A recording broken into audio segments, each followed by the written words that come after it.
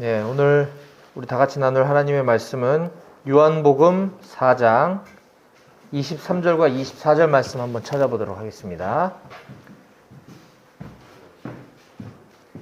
요한복음 4장 23절과 24절입니다.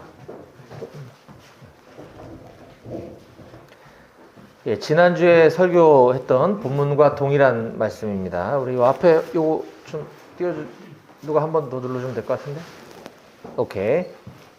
예, 우리 함께 소리내서 큰 목소리로 아침이니까 우리 힘차게 한번 읽어볼까요? 시작!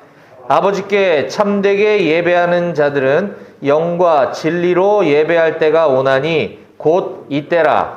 아버지께서는 자기에게 이렇게 예배하는 자들을 찾으시느니라.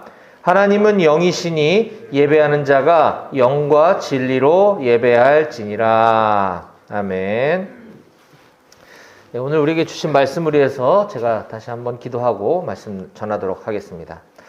하나님 아버지 감사합니다. 오늘 주님의 날, 거룩한 날, 우리 여기 사랑하는 백오교회 우리 용사들 함께 모여 하나님을 예배할 수 있도록 허락하시니 감사합니다. 하나님, 이 시간 우리가 하나님께 드려지는 이 예배가 영과 진리로, 신령과 진정으로 하나님 앞에 드려지는 예배가 되게 하시고, 우리의 이 예배의 거룩한 습관이 일평생 지속될 수 있는 모든 청년들 다 되어질 수 있도록 도와주시옵소서. 오늘 건강과 또 출타 등의 사유로 함께 예배하지 못하는 우리 장병들 지금 기억하여 주셔서 어느 곳에 있든지 하나님을 예배하는 예배자로 살아가게 하시고, 또 이곳에서의 예배를 늘 기억할 수 있도록 주님 도와주시옵소서. 부족한 자의 입술을 통하여서 하나님의 말씀이 대언되어질 때에 연약한 자의 모습은 십자가 뒤에 가려주시고, 오직 이 시간에 하나님의 능력과 예수 그리스도의 은혜와 성령님의 역사하심만 드러나는 시간 될 수 있도록 주님 도와주시옵소서. 예배 모든 순서를 다 주님께 맡겨드리며 살아계신 예수님의 이름으로 감사하며 기도드렸습니다. 아멘. 예, 오늘 희한하게 군종병이 아무도 없는 날이에요. 네. 우리 백오교회는 우리 예배인원도 이렇게 많고 우리 예배를 섬겨주는 군종병들도 많은데 오늘 다 출타가고 급작스럽게 우리 한빈 형제와 동희 형제와 저랑 딱 한 번 맞춰보고 찬양을 드렸는데, 아까 우리 한빈 형제 얘기한 것처럼 우리의 모습 비록 초라하고 연약하여도 우리의 마음 중심을 보시는 하나님께서 우리의 찬양과 예배를 기뻐 받으셨는 줄로 믿습니다. 예, 지난주에 말씀에 이어서 지난주에 우리는 예배에 대해서 함께 나눴죠. 참된 예배자가 됩시다 라는 제목으로 오늘과 동일한 본문의 말씀을 전하였습니다. 우리가 매 주일날이 되면 이곳에 나와서 하나님께 예배를 드리고 있지만 우리의 예배가 부족한 부분 없는지, 우리의 예배의 모습을 다시금 되돌아보는 시간을 지난주에 가졌고요. 또한 우리 여기 있는 우리 용사들뿐만 아니라 우리 대부분 한국교회에 있는 우리 그리스도인들이 예배에 대해서 잘못 인식하고 있고 또 오해하고 있는 부분들에 대해서 몇 가지를 지난주에 좀 살펴보는 시간을 가졌습니다. 간단하게 좀 복습을 해보면 예배에 대한 우리들의 잘못된 오해와 인식들에 대해서 몇 개를 말씀드렸는데, 첫 번째로 예배는 주일날에만 드리는 것이고 또 교회, 예배당에서 드리는 예배만 예배인 줄 알았습니다. 하지만 이 교회 중심의 예배를 우리가 에클레시아라고 한다면, 에클레시아라고 하는 것은 세상으로부터 불러냄을 받은 사람들이 모여서 함께 교제하며 드려지는 예배, 이것이 이제 에클레시아라고 한다면 이게 이제 기본적인 거죠. 우리 공적 예배, 또 회중 예배, 공예배라고도 합니다. 반면 에클레시아뿐만 아니라 예배에서 중요한 것은 디아스포라도 중요하다고 말씀을 드렸습니다. 아까 에클레시아가 세상으로부터 불러냄을 받은 사람들이라고 한다면, 디아스포라는 거꾸로 세상으로 보냄받은 사람들이 흩어진 교회로서의 삶을 살아가는 것, 이것이 디아스포라적 예배라고 말씀드렸습니다. 그래서 예배는 반드시 주일날에 교회에서만 드리는 것이 아니라 일주일 내내 우리의 삶의 현장에서도 드려져야 한다라는 것이었고요. 두 번째는 우리가 흔히 습관적으로 자주 쓰는 표현 중에 예배 본다, 예배 보자, 예배 보러 가자, 이런 표현들에 담긴 의미가 다소 조금 부족한 부분이 있다라는 것이었습니다.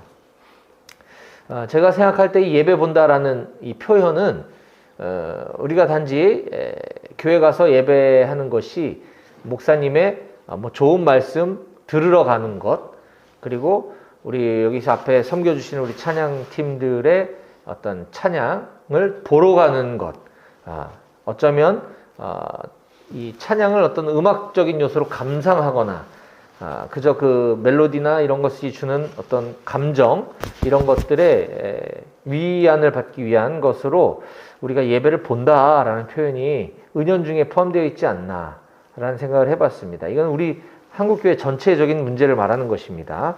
그래서 예배 본다라는 표현은 굉장히 수동적이고 피동적인 예배자의 모습을 담고 있다고 저는 생각이 들고, 따라서 우리가 예배 본다라는 표현을 쓰기보다는 예배한다, 예배 드린다라는 표현으로 이제 좀 바꿔야 되겠다. 원래 그것이 맞는 건데 뭐 많이들 그렇게 쓰지만 간혹 무의식 중에 예배 보러 가자라는 표현들이 좀 있는데 잘못된 거다. 예배한다, 예배 드린다라는 것이 맞다라고 말씀드렸습니다.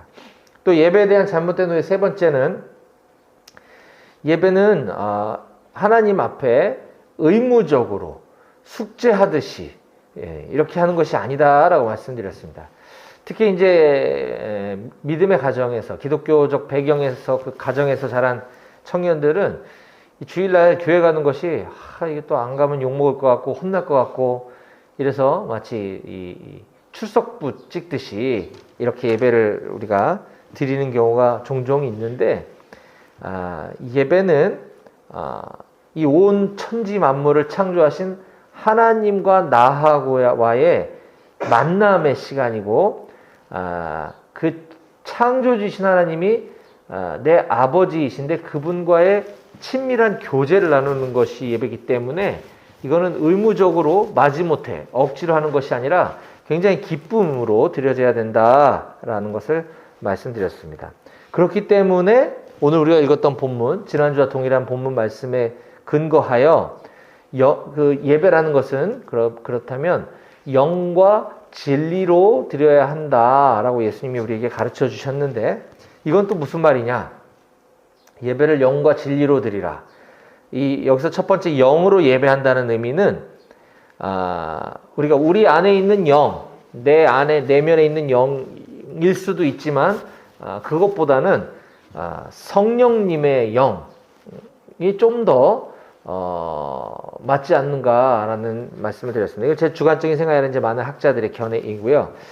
이 영으로 예배한다, 성령님으로 예배한다. 성령님은 우리 안에 오늘날 살아서 역사하시는 하나님이시죠. 우리가 성부, 성자, 성령 삼위일체의 교리에 대해서 얘기할 때 성부 하나님은 하나님 나라에 계신, 우리가 볼 수도 없고 만질 수도 없는 분이시지만, 성령 하나님은 지금 이 시간 우리 가운데, 또 우리 각 개인 가운데 내주하고 계신 하나님이 성령 하나님이시거든요. 그래서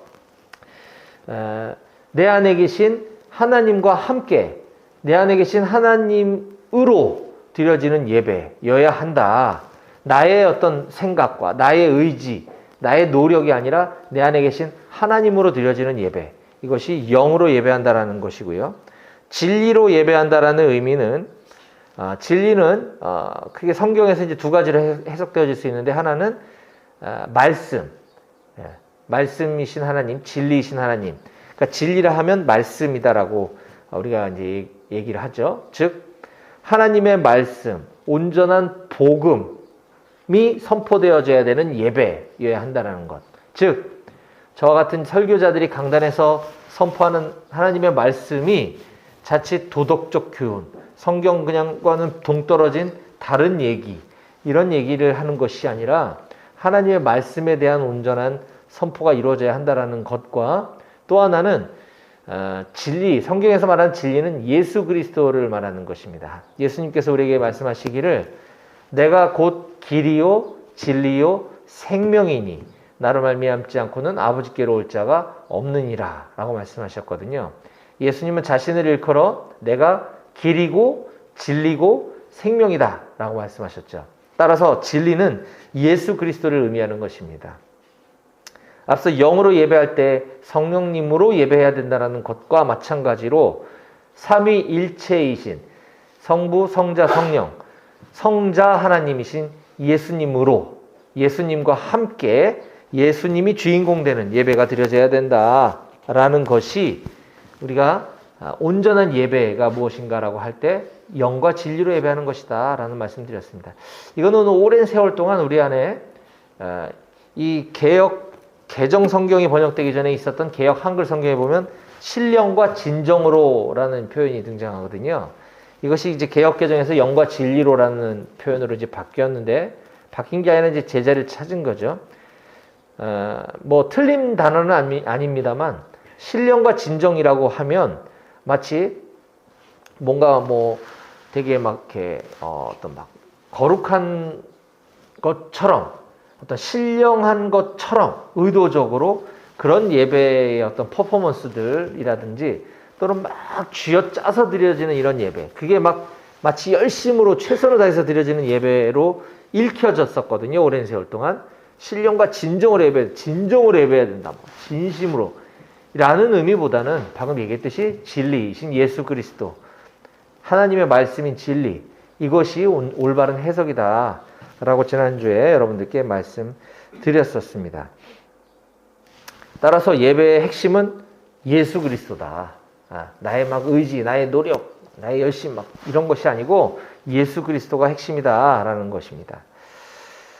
우리가 오늘 읽었던 본문 바로 앞에 있는 요한복음 4장 22절에서 예수님은 사마리아 사람들에게 너희는 알지 못하는 것을 예배하고 있다라는 말씀을 하시거든요. 따라서 우리는 우리 예배의 대상이 누구이며 우리 예배의 주체가 누구인지를 올바로 알고 예배드려야 된다. 어쩌면 우리가 알지 못하는 것을 예배하는 것이 아닌가. 우리는 예수님이 누구신지에 대해서 정확히 인식하고 예배는 예수 그리스도 때문에 하는 것이고 예수 그리스도께서 드리시는 예배여야 된다는 것이죠. 그래서 우리가 사마리아인들처럼 알지 못하는 것을 예배하는 우를 범하지 않기를 주님의 이름으로 축복하고 소망합니다. 이제 지난 시간에 나눈 내용은 이제 우리들에게 너무나 소중한 가치인 이 예배에 대해서, 예배가 무엇인가, 진정한 예배자란 무엇인가에 대한 이 고민과 성찰을 해보는 어떻게 보면 이론편의 시간이었다고 한다면, 오늘 저는 이러한 예배에 대한 이제 좀 구체적인 실천 편에 대해서 함께 하나님 말씀을 근거로 여러분들께 좀 알려드리는 시간을 갖도록 하겠습니다. 제가 이제 설교 본문을 이제 곧 있으면 뭐 창세기를 할까 지금 계속 기도하면서 출애굽기를 할까 고민하고 있는데, 일단 우리가 요한복음 강해 설교를 오랫동안 마치고 또 새로운 성경 본문을 연속 강해를 들어가기 전에 여러분들과 저와의 이 만남이 굉장히 짧기 때문에 이제 좀 있으면 제대하잖아요, 순차적으로.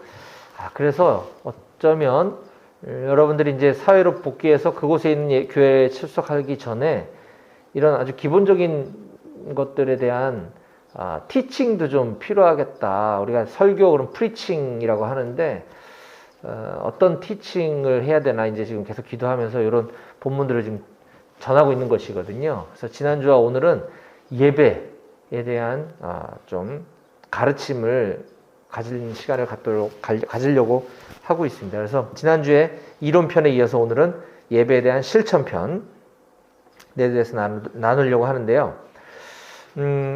개인 예배보다는 이제 공예배에 좀 포커스를 둬서 우리가 지금 드리는 이런 공예배에 포함되는 요소들이 있어요. 이 예배학에서 이제 배우는 것들인데, 예배학자들이 정의하는 예배의 구성 요소는 여러 가지가 있습니다. 예배로의 부르심, 또 우리의 성도의 응답, 또 사도신경, 주기도문, 기도, 대표기도, 헌금, 설교 등등 쭉 있는데, 저는 이제 그 중에서 가장 기본이 되면서 핵심이 되는 네 가지의 구성 요소, 예배 의식의 구성 요소 중에 네 가지를 오늘 여러분들께 좀 말씀드리려고 해요. 그래서 오늘 저는 교회 예배 의식에 대하여 라고 하는 제목으로 하나님 말씀을 증거하도록 하겠습니다. 자, 교회 예배 의식에서 첫 번째 중요한 요소는 바로 기도입니다. 기도.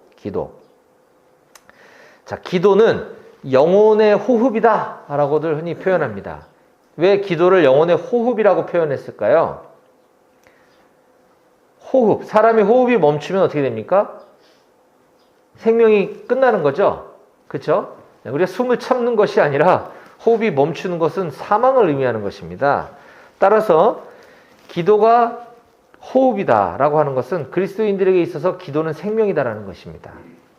호흡이 멈추면 숨이 끊어지듯이 그리스도인들에게 있어서 기도가 멈춰서는 안 된다. 그건 영적인 죽음을 의미한다는 것이에요. 사도행전 5장 17절 말씀에 보면 쉬지 말고 기도하라 라고 말씀하고 있습니다. 쉬지 말고 기도하라. 기도의 끈을 놓지 마라 라는 의미가 될 수도 있겠고, 또 기도는 우리 삶 가운데 지속적으로 아까 얘기했던 내 안에 계신 성령님과의 늘 대화와 이런 것들이 기도이다 라는 것이에요. 하지만 나 기도가 많이 안 했는데 큰일 났네 어떡하나 라고 또 너무 걱정할 필요는 없다. 이제부터 하면 되니까. 이 기도는 어떻게 보면 신앙생활 중에 가장 재미없고 막연한 걸 수도 있어요. 그래서 기독교인들이 기도를 잘 안 하는 거예요. 내가 지금 기도한다고 뒤돌아서 뭔가가 짠 나타나지 않거든요. 어떤 거는 시간이 많이 흘러서 뒤돌아보니까 언제 그게 이루어졌지? 이런 경우도 되게 많아요. 그래서 우리 인간은 기본적으로 막 조급성이 있고 막 눈앞에 뭔가가 쫙 펼쳐져야 신기하네 이런 성향이 있기 때문에 내가 막 30분 1시간을 기도해도 세상이 바뀐 게 아무것도 없기 때문에 기도가 되게 재미없게 느껴지는 거거든요. 하지만 아까 얘기했듯이 이 기도라는 것은 일반 사람들은 자기들이 어떤 믿는 대상에게 뭐 기도할 수 있겠지만 이 천지를 창조하신 우주 만물을 만드신 분은 하나님 한 분밖에 없어요. 우리가 기도하는 대상들은 그 하나님이 창조하신 것들에 대한 기도하는 그 어리석은 행태들이 일반적이죠. 예를 들면 나무를 숭배하며 나무에다 대고 기도한다든가, 어떤 조각상을 만들어 놓고 그 조각상에게 기도한다거나, 또는 어떤 사상가, 큰 어떤 깨달음을 얻은 위대한 성인, 그분에게 막 기도한다거나, 이런 것들은 참 어리석은 거죠. 다 하나님이 창조한 피조물들이잖아요. 그래서 우리는 하나님께 기도하는 게 얼마나 큰 영광이고 특권인지 여러분들이 꼭 깨달았으면 좋겠어요. 요한복음 14장 13절 14절에 너희가 내 이름으로, 예수님께서 하신 말씀입니다. 너희가 내 이름으로 무엇을 구하든지 내가 행하겠다 라고 우리들에게 약속해 주셨어요. 내 이름으로 무엇이든지 구하면 내가 행하리라. 아무거나 괜찮으니까 내 이름으로 하나님 아버지께 구해. 내가 도와줄게. 라는 말씀인 거죠. 그래서 우린 예수 그리스도를 중보자라고 얘기합니다. 중보자. 지금 부활하신 우리 예수님은 하나님 보좌 우편에 앉아 계신다라고 성경이 기록하고 있어요. 지금도 계신 거죠. 우리가 기도할 때 예수님께서 우리의 기도를 하나님께 도와드리는 역할을 하고 계신 거거든요. 이게 중보자입니다. 그러니까 내 이름으로 무엇이든지 구해라. 엉뚱한 데 가서 빌지 말고 내 이름으로 구하라는 거예요. 예수님께서. 세계적으로 권위 있는 성경 주석가 중에 한 사람인 매튜 헨리는 기도에 대해서 다음과 같이 가르치고 있습니다. 하나님께 아를 말은 마음에서 나와야 한다. 그러므로 입을 급히 놀려서도 안 되고 신앙생활을 할 때 혀가 앞서도록 해서도 안 된다. 입의 말은 항상 마음의 생각에서 나와야 한다. 곧 생각으로 하나님께 말해야 한다. 생각에서 나오지 않는 말은 바람에 불과하다라는 것입니다. 이게 뭐냐면 우리는 이제 이 교회 생활을 오래 하다 보면 기도를 어떻게 배우냐면 이 좀 체계적인 기도에 대한 어떤 가르침은 일반적인 교회에서는 배우기가 쉽지 않아요. 그러니까 외부에 나가서 어떤 기도 학교, 뭐 어떤 프로그램 이런 데를 통해서 배우게 되는데 그건 굉장히 극소수에 불과하고 대부분 이렇게 예배 시간에 예배 드리고 그냥 끝나버린단 말이죠. 그러면 앞에서 대표 기도하시는 장로님이나 집사님들의 기도를 들으면서 아, 기도는 저렇게 하는 거구나. 이렇게 하면서 그냥 그걸 습관적으로 그냥 따라하는 거죠. 그러다 보니 어떤 문제가 발생하냐면 저도 참 많이 듣는 기도문 중에 일주일 동안 알고 지은 죄, 모르고 지은 죄 용서하시고 이제 이런 표현들이 자주 등장하거든요. 근데 아까 매튜엘리의 가르침처럼 이 기도할 때 좀 생각 좀 해라 라는 거예요. 자, 이게 회개의 기도인데 내가 알지도 못하고 무슨 죄를 지었는지도 모르겠지만 어쨌건 용서해 주세요 이 얘기거든요. 그건 회개가 아닌 거죠. 그래서 기도할 때는 이 생각과 말이 따로 놀지 말고 마음에서 우러나서 진정으로 하는 기도를 드려야 된다라는 겁니다. 이게 관용오구처럼 남들이 다 그렇게 하니까 그냥 그거를 따라하는 기도는 별로 바람직하지 않은 거죠. 그래서 이 기도의 생활에 대해서는 매우 중요하기 때문에 아까 우리의 생명과 직결되는 영혼의 호흡인 기도는 성경 구석구석에서 아주 많이 가르치고 있습니다. 그래서 향후에도 이제 설교 시간에 기도에 대한 부분들은 많이 다룰 일이 있을 것 같아요. 자, 예배 의식의 구성 요소 중에 두 번째입니다. 첫 번째는 기도라고 그랬고요. 두 번째는 찬양입니다. 찬송 같은 말입니다. 찬양은 예배의 중심이며 매우 중요한 예배 구성 요소 중에 하나입니다. 보통 공예배 시간에는 예배 시작할 때 아까처럼 찬양을 많이 부르고 또 중간에 찬송가 부르고 또 설교 끝나면 또 찬송가 부르고 이렇게 좀 많은 순서를 하려고 있는데 애석하게도 우리는 이 제한 시간인 1시간 안에 예배를 하려다 보니까 시작할 때 한 두세 곡 정도 부르는 게 이제 우리 찬양의 전부인데 좀 개인적으로는 좀 아쉽고 좀 죄송스럽기도 합니다. 하나님께. 왜냐하면 찬양이 이렇게 예배의 중요한 요소인데 물리적인 시간의 양도 그렇지만 더 중요한 것은 우리가 이 찬양에 대한 인식도 좀 더 바꿀 필요가 있다. 무슨 말이냐? 한국 교회는 안타깝게도 이 찬양을 예배 시작 전에 이게 찬양이 예배라는 것보다는 예배 시작하기 전에 뭔가 좀 어수선한 분위기를 진정시키는 이런 것으로 많이 전락시켜 버렸어요.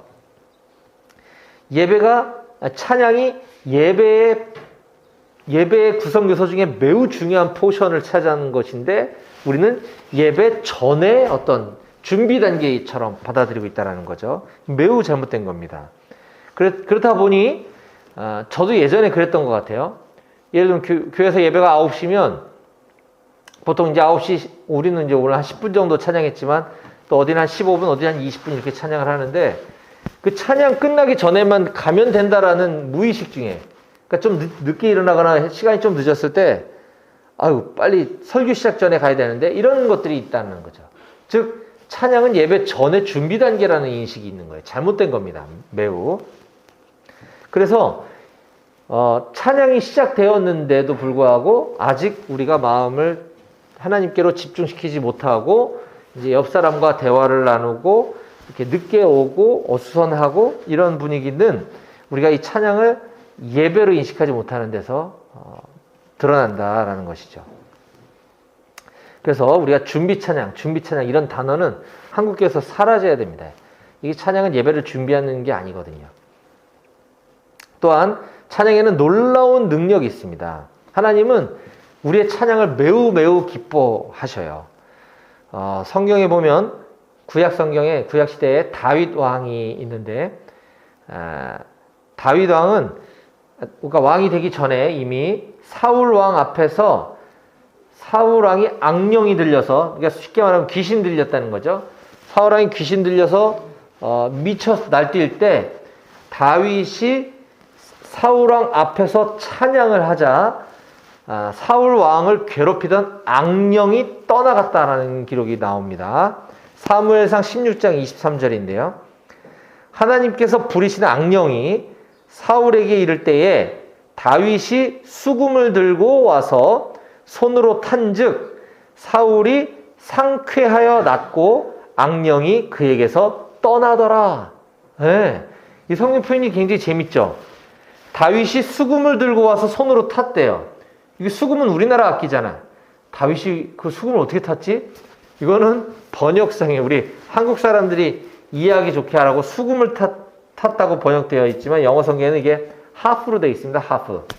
하프가 맞는 거야. 수금이 맞는 거야. 그건 의미 없고요. 어쨌든 우리에게 주신 다양한 악기들을 동원해서 하나님께 예배하는 것. 그럴 때 사울에게 임한 악령이 떠나고 사울이 상쾌하여 낫다라는 표현을 쓰고 있습니다. 되게 재밌죠? 악령이 떠나가서 굉장히 기분이 상쾌해졌대요. 하나님을 찬양할 때 일어나는 현상입니다. 또한 구약시대 이스라엘의 위대한 선지자 중에 한 사람인 엘리사라는 선지자가 있는데 이 엘리사는 유다, 이스라엘, 에돔 왕들이 연합해서 이스라엘을 배반한 모압과의 전쟁을 앞두고 자기 자신을 찾아왔을 때 이렇게 얘기합니다. 엘리사가 열왕기하 3장 15, 16절입니다. 이제 내게로 검은고 탈자를 불러오소서. 이것도 우리나라 검은고 그거 얘기하는 게 아니에요. 그냥 번역을 이렇게 한 거예요. 이제 내게로 악기를 다룰 자를 불러오소서 이거죠. 검은고 타는 자가, 악기 다루는 자가 악기를 탈 때에 여호와의 손이 엘리사 위에 있더니 그가 이르되 여호와의 말씀이 이 골짜기에 개천을 많이 파라 하셨나이다. 이 악기들을 동원해서 하나님을 찬양할 때 여호와의 손이 엘리사 위에 임했다라고 표현하고 있습니다. 이처럼 찬양은 하나님께서 굉장히 기뻐하시는 거고 성경에 보면 우리 인간을 창조하신 목적이 바로 찬송받으시기 위함이다라는 표현이 나와요. 즉 우리 인간을 하나님 왜 만드셨나? 하나님께서 우리를 통해서 찬송받으시기 위함이다. 이거 매우 매우 중요한 거죠. 이사야 43장 21절에 이사야 4321입니다. 43장 21절. 이 백성은 내가 나를 위하여 지었나니 나를 찬송하게 하려 함이니라. 이 백성은 인간들은 하나님께서 내가 나를 위하여 지었다. 만들었다. 왜? 나를 찬송하게 하려고. 하나님께서 인간을 창조하신 목적, 인간의 존재 목적은 하나님을 찬양하는 것이다 라고 하는 사실을 꼭 기억하셨으면 좋겠습니다. 이와 같이 간단히 살펴봤지만 찬양은 예배에서 매우 매우 중요하고 찬양이 하나님이 얼마나 기뻐하시는가에 대해서 우리가 지식적으로는 많이 알고 있지만 실제로 찬양이 예배의 중심에 있지 않고 예배의 사이드, 예배 시작 전 준비 찬송으로 인식되는 경향들이 많이 있다는 것을 나누었습니다. 그래서 사람들이 예배 드리러 갈 때 찬양 끝나기 전에만 가면 된다라고 하는 이런 잘못된 인식들 개선해야 한다라는 것입니다. 다시 한번 강조하지만 찬양은 예배 드리기 전에 분위기를 쫙 가라앉히거나 어떤 분위기를 조성하기 위한 것이 아니고 또는 반대로 막 이렇게 회중을 흥분시켜서 분위기를 띄우기 위한 역할로 찬양을 하는 것이 절대 아니고 찬양 그 자체가 예배다. 찬양할 때 우리는 하나님을 높여드리는 찬양이 중요하다라는 것입니다. 이게 찬양은 인간이 만들었기 때문에 100% 완벽하진 않아요. 그래서 찬양에도 오류가 좀 있는 곡들이 있습니다. 잘못 쓰여진 찬양이라는 거죠. 그래서 우리가 찬양을 선곡할 때도 좀 가사를 좀 잘 묵상해 볼 필요가 있어요. 이거는 좀 멜로디는 너무 익숙하고 많은 사람들이 따라 부르는 찬양이지만 가사가 좀 문제가 있다는 건 안 부르는 게 좋습니다. 그리고 가급적 개인적으로 즐겨 부르는 찬양은 나의 어떤 위로가 되고 나의 마음을 평안하게 해주는 찬양도 유익하지만 가급적 예배 시간에 불려지는 찬양은 하나님 존재에 대해서 우리가 높여드리고 하나님께 영광을 올려드리는 가사의 찬양을 부르는 것이 좋겠죠. 네, 이건 약간 좀 심화 고급 편입니다. 뭐 어떤 찬양이라고 딱 집어서 얘기하기는 제가 좀 뭐한데 예배 시간에 그냥 나의 마음을 울리고 나의 심금을 울리는 이런 나 중심적인 찬양보다는 하나님 중심적인 찬양으로 좀 선곡하는 게 좋을 것 같다라는 말씀을 좀 드리겠습니다. 자, 세 번째 예배 의식의 구성 요소 중요한 세 번째는 설교입니다. 설교. 자, 예배 의식의 첫 번째 제가 기도에 대해서 말씀드렸고요. 두 번째 찬양에 대해서 말씀드렸습니다. 세 번째는 설교입니다. 이건 이제 설교자들에게 해당되겠지만 설교의 주된 목적은 회중들에게, 여기는 우리 여러분들이 회중이에요. 회중들에게 하나님과 그분의 임재를 느끼게 해주는 것이다 라는 겁니다. 그래서 예배 시간에 하나님의 말씀이 선포되어질 때 내 마음의 근심과 걱정들이 떠나가고 또 마음에 질병이 있다면 이 자리에서 질병이 해결이 되고 이런 일들이 실제로 일어나고 있고 일어나야만 합니다. 왜? 하나님을 만나는 시간이기 때문에.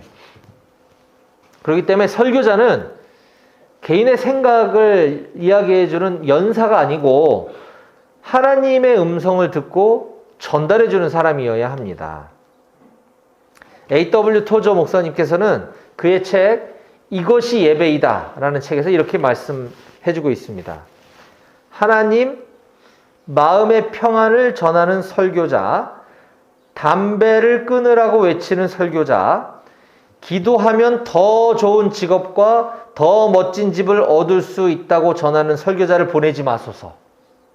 하나님, 이런 설교자 보내지 말아주세요. 어떤 설교자? 마음의 평안을 전하는 설교자, 담배를 끊으라고 외치는 설교자, 기도하면 더 좋은 집과 더 멋진 집을 얻을 수 있다고 전하는 설교자를 제발 보내주지 마세요라는 거예요. 대신 우리 주 하나님의 아름다움을 보고 그것을 전하는 설교자를 보내주소서. 주여, 우리 주 하나님의 영광을 보고 그것을 설교하고 전하는 사람을 일으키소서. 너무 중요한 말씀인 것 같아요. 저는 제가 그런 설교자 되기를 간절히 원합니다. 여러분들도 저녁 후 그런 설교자가 계신 곳에서 예배 드릴 수 있도록, 그것도 여러분들이 구해야 될 중요한 기도 제목 중에 하나입니다. 이 얘기는 뭡니까? 그렇지 않은 설교자가 많다는 얘기죠. 아까 A.W. 토저 목사님께서 말씀하신 몇 가지 사례들 중에 담배를 끊으라고 외치는 설교자. 그럼 담배를 끊으라고 이제 담배를 피라고 하는 건 더 이상하잖아요. 이건 뭐냐면 그게 핵심이 아니라는 거죠. 그 복음이 아니지 않습니까? 하나님을 깊이 만나면 우리 몸이 하나님의 거룩한 성전이기 때문에 내 몸을 깨끗하게 해야 되겠다라는 마음을 주셔요, 하나님께서. 그럼 그때 자연스럽게 끊어집니다. 근데 담배를 피면 나쁜 사람인 것처럼 막 정죄감을 주면 나 담배 끊은 다음에 교회 다녀야 되겠다. 이런 일이 발생을 한다는 거죠. 그래서 그건 본질이 아니다. 여기 계신 우리 사랑하는 용사들 중에 아직 담배 못 끊는 용사들 많이 있어도 괜찮습니다. 상관없어요. 때가 되면 끊게 됩니다. 이거는 안 끊어도 천국 가는데 전혀 지장 없어요. 그것 때문에 정죄감 갖지 말고 그것 때문에 뭐 예배를 가야 되나 말아야 되나 고민하는 사람이 없길 바라고, 때가 되면 하나님 마음 주시면 그때 뭐 끊을 수 있으면 좋겠어요. 그 핵심이 그거 아니다라는 거 인식했으면 좋겠고, 또 기도하면 더 좋은 집과 더 멋진 집을 얻을 수 있다고 전하는 설교자. 이거 기복주의 말하는 거죠. 기복주의. 이 기도한다 그래서 나의 유익을 얻기 위한 기도 제목들로 채워지면 곤란한데 또 그렇게 설교하는 설교자가 있다는 얘기죠. 이거 잘못된 겁니다. 우린 그런 것 때문에 하나님 말씀을 듣고 그런 것 때문에 예배하는 사람들이 아닙니다. 온전히 하나님의 아름다움만 구하고 하나님의 영광만 사모하는 그런 예배자, 그런 것들만 전하는 설교가 되어야 된다는 것입니다.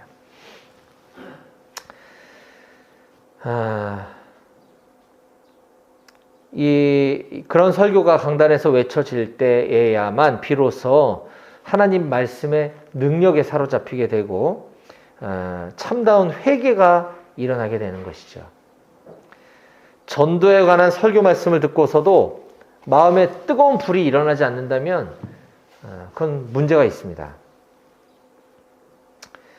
자, 예배 구성 요소 중에 이제 마지막 네 번째 헌금에 대해서 말씀드리겠습니다. 헌금. 자, 예배 구성 요소입니다. 지금 우리는 예배 시간에 기도도 하고 있죠. 찬양도 하고 있죠. 설교도 하고 있습니다. 또 헌금이 중요하다는 겁니다. 헌금은 뭐 예배 시간에 헌금 바구니를 돌리든 뭐 온라인으로 하든 뭐 이 시간에 포함이 되어 있느냐 포함이 안 되어 있느냐가 중요한 것이 아니라 이 내가 지금 드려지는 이 하나님께 드리는 이 예배 행위 중에 헌금이 포함되어져야 되는 게 매우 중요하다는 거예요. 헌금에 대한 재미있는 예화가 하나 있어 소개하겠습니다. 어떤 아이가 엄마에게 이렇게 물어보았다고 합니다. 엄마에게는 교회보다 극장이 더 중요한가 봐. 왜? 그게 뭔 소리니? 그랬더니 아이가 이렇게 얘기합니다. 아니, 엄마는 내가 극장에 갈 때는 10,000원 주면서 내가 교회 갈 때는 1,000원 주시잖아요. 예, 이 우스갯소리인데 저도 그래요. 저도 저희 애들한테 그렇게 했던 것 같아요. 너무 이거 보면서 참 우프다. 예, 참 재밌고 웃기기도 하지만 내가 좀 자녀 교육을 잘못 시켰구나 라는 반성을 좀 하게 됐어요. 우리의 헌금에 대한 우리의 자세 잘 보여주는 얘기가 아닐까 싶습니다. 성경에 헌금에 대해 말씀하고 있는 구절이 너무 많아요. 그 중에 몇 가지만 살펴보면 시편 96편 8절에 여호와의 이름에 합당한 영광을 그에게 돌릴지어다. 예물을 들고 그의 궁정에 들어갈지어다. 예, 아름답고 거룩한 것으로 여호와께 예배할지어다. 온 땅이여 그 앞에서 떨지어다. 예물을 들고 그의 궁정에 들어가서 여호와의 이름에 합당한 영광을 돌려라 라고 얘기하고 있습니다. 신명기 16장 16절에 너희 가운데 모든 남자는 1년에 3번 곧 무교절과 칠칠절과 초막절에 내 하나님 여호와께서 택하신 곳에서 여호와를 배웁되 빈손으로 여호와를 배웁지 말고 각 사람이 내 하나님 여호와께서 주신 복을 따라 그 힘대로 드릴지니라. 예. 하나님 앞에, 하나님의 전에 나가서 하나님을 배울 때 빈손으로 가지 마라. 각 사람마다 하나님께서 주신 복에 따라, 즉 사정과 형편에 따라서 하라는 거예요. 네.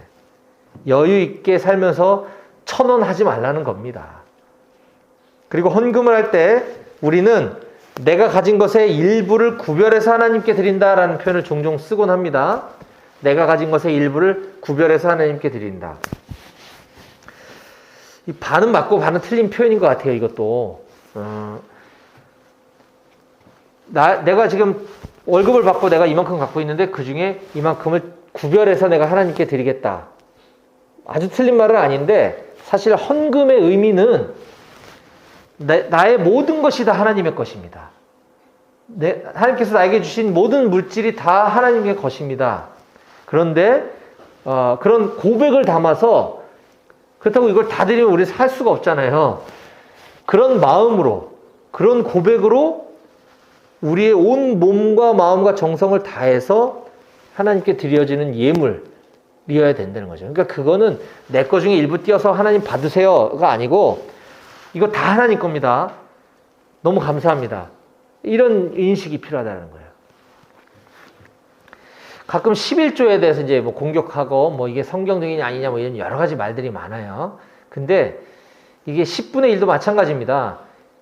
내가 가진 재물 중에 10분의 9는 내 거고 10분의 1은 하나님의 거. 이게 아니고 이거 다 하나님의 건데 하나님께서는 그 중에 10분의 1만 내면 내가 그거 다 낸 걸로 인정해 줄게 라는 거예요. 이게 참 너무 감사한 겁니다. 사실은. 어떻게 10분의 1이나 드리냐? 이렇게 얘기하는데 그거 아니에요. 이거 다 하나님의 거고 10분의 9를 주신 거에 대해서 감사할 줄 아는 우리 모두가 되었으면 좋겠어요. 어떤 사람이 했던 말 중에 이런 말이 오랫동안 지금도 저는 제 머릿속에 떠나질 않습니다. 우리의 믿음은 지갑이 이를 증명한다라고 누가 얘기했던 기억이 나요. 우리의 믿음은 내 지갑이 그걸 증명한다는 거죠. 우리가 믿음이 있노라라고 표현하는 외적 행위 중에 가장 눈에 드러날 수 있게 증명되는 건 바로 우리의 물질관입니다. 헌금이란 얘기죠. 저는 믿음이 있습니다. 근데 헌금 생활 안 해요. 과연 그러한가 한번 생각해 봐야 합니다. 헌금은 우리가 하나님께 우리의 마음을 담아서 표현하는 도구가 되기 때문에 나와 하나님과의 관계를 드러내주는 통로가 됩니다. 헌금은 근데 반드시 꼭 교회에다가만 드리는 것만을 헌금이라고 하지는 않아요. 그런데 교회가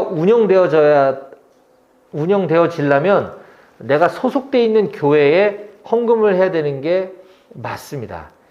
이게 꼭 뭐 헌법과 같은 이런 강제성을 지닌 것은 아니지만 헌금은 예배당에 드리는 것도 헌금이고요. 내가 기도하고 있는 선교사님들에게 후원해 드리는 것도 헌금이고요. 내 주변에 믿든 믿지 않든 어려운 이웃들을 위해서 도와주는 것도 헌금입니다. 다 같은 헌금이에요. 그렇기 때문에 꼭 이것만 헌금이다라고 할 필요는 없지만 그럼에도 불구하고 뭐 우리 교회 같은 경우는 군인교회 같은 경우는 조금 달라요. 사정이. 군인교회는 목회자에게 사례비를 주지 않기 때문에 군인교회에 드려지는 헌금은 순수하게 이 예배당을 위한 뭐 장비를 구입한다든지 뭐 공사를 한다든지 여러분들 간식을 구입한다든지 외부의 어떤 뭐 뮤지션들을 초청한다든지 할 때 그런 사례비로 다 쓰여지는 거고, 일반적인 교회에서는 교회 헌금이 거쳐야 임대료도 나갈 수 있고 또 목사님이나 교육자분들 생활비도 드릴 수 있기 때문에 우선순위는 내가 출석하고 있는 교회에 드리는 것이 건강하다라는 말씀도 아울러 드리겠습니다. 하지만 그것만이 헌금이 아니다라는 것, 내가 기도하고 있는 선교사님들한테 드리는 후원금, 또 우리 이웃에 헐벗고 굶주린 어려운 사람을 돕는 것도 하나님께 기도하는 마음으로 드릴 때 그냥 나의 열정으로 드리는 거 말고 그건 헌금이 아니죠. 하나님이 없으면 헌금이 아니에요. 하나님께서 주신 마음에 따라 하나님께 기도하며 내 이웃을 도왔다면 그것도 헌금이다라는 것입니다. 자, 우리는 헌금도 예배의 한 부분임을 반드시 기억하셨으면 좋겠어요. 그래서 하나님께 합당한 헌금을 드리도록 힘써야 합니다. 이건 제가 목사이기 때문에 의무감으로 여러분들에게 가르쳐 드리는 겁니다. 오늘 한국교회에서 헌금에 대한 설교가 사라졌어요. 왜? 헌금 얘기하면 굉장히 탐욕적인 목사하고 헌금에 대해서 얘기하면 교회가 배불리려고 성도들의 돈을 착취한다 이런 말도 안 되는 이야기들이 너무 팽배해 있기 때문에 눈치 보느라 얘기를 못해요. 그런데 저는 아까도 얘기했지만 제가 사례비를 받지 않기 때문에 당당하게 얘기할 수 있고 또 여러분들에게 얘기해야 되는 의무가 있는 사람이라서 오늘 헌금에 대한 설교 말씀을 같이 함께 전합니다. 자, 말씀 마무리하겠습니다. 저는 지난주와 오늘에 이어서 예배에 대해서 여러분들께 가르쳐 드렸습니다. 아주 기본적이고 기초적인 거예요. 이론편과 실전편. 저는 우리 사랑하는 용사들이 짧은 이 복무 기간 동안 백오교회에서의 믿음 생활하는 동안 평생 가슴에 새기고 잊혀지지 않는 그런 예배, 신앙생활의 아주 기본기가 잘 갖춰져서 사회로 돌아가기를 소망합니다. 그래서 이 좋은 예배의 태도, 올바른 예배의 습관들이 몸에 잘 배어져서 언제나 어느 곳에 있든지 어느 곳에서 하나님을 예배하든지 하나님을 진정으로 예배하는, 무엇보다 하나님께서 기뻐하시는, 그래 너는 나의 진정한 예배자구나 라고 인정받는 저와 여러분들이 다 되실 수 있기를 주님의 이름으로 축복합니다. 기도하시겠습니다.